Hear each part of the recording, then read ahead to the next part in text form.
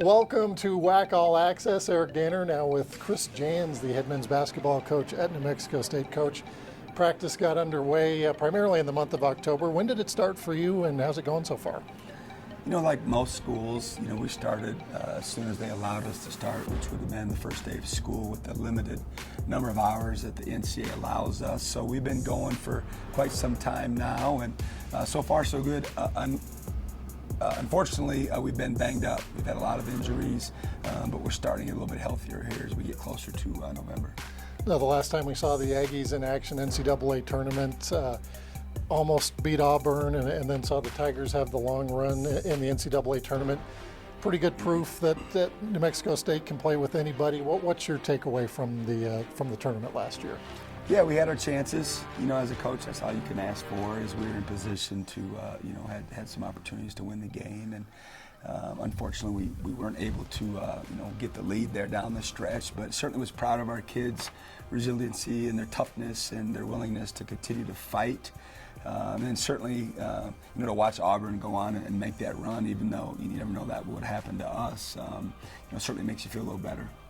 Now, you lose a couple of guys from last year's team, including Eli Chua, but you return the core of last year's squad, including Trev Queen, who didn't get to play all of last year. So coming into this year, you got to feel pretty comfortable with those 4 returning starters. Yeah, we've got a lot of guys back. 9 players that played double-figure minutes or more on the team that won some games. So it'll be the first time since we've arrived in Las Cruces as a coaching staff where we actually have that many people that have played in games and have that much experience. So it's been fun. It's been a little more stress-free. We don't have to teach everything from scratch every day. And these returnees are hungry and they're good leaders.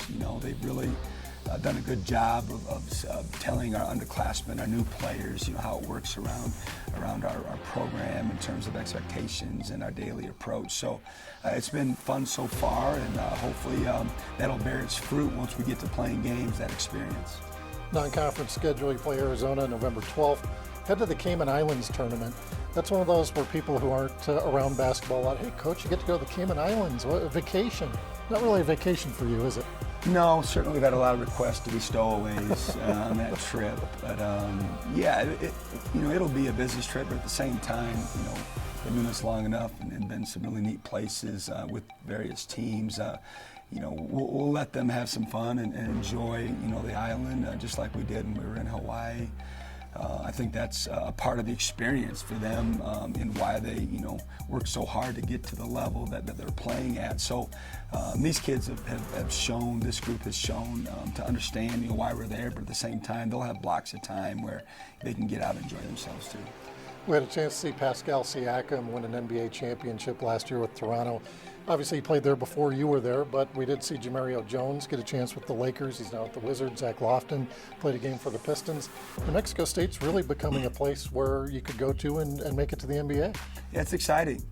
Certainly, like you mentioned, I don't know Pascal personally, but I knew, he wore the crimson and white and made a lot of people proud, that follow our program, and we were rooting for him, all the way down the stretch. And it was especially fun for me and my family because Fred VanVleet, the backup point guard that played so well in the finals, and him and Pascal are really close. I coached him at Wichita State, so this finals year was a little more special for us. But Zach and Jamario have had a cup of coffee in the NBA, and they're both primed to have really good professional careers. They're scratching the surface and they're trying to establish themselves in that league, and if not, they'll have lucrative opportunities elsewhere. But certainly proud of what they've done, and we're continuing to cheer for them. And these aren't the first NBA players from New Mexico State. You go back 1970, Final Four. There's a long legacy of basketball in New Mexico State. There is, and that's probably what excited me most when I first got the opportunity to coach, is just the rich tradition and history of that program.